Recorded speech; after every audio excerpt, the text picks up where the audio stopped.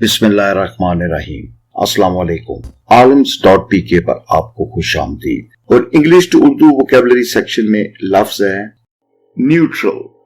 Neutral neutral लफ्ज neutral का लफ्जी मतलब है गैर जानिबदार या गैर वाबस्ता।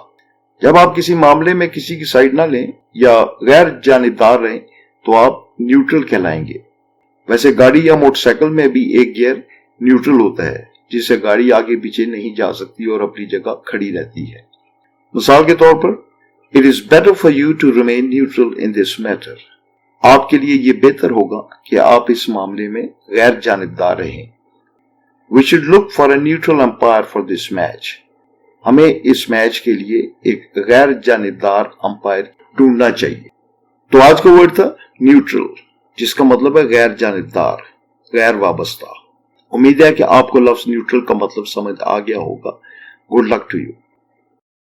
आपने अगर अभी तक हमारा चैनल सब्सक्राइब नहीं किया तो प्लीज इसको सब्सक्राइब कर ले और अगर वीडियो अच्छी लगी हो तो इसको लाइक करें।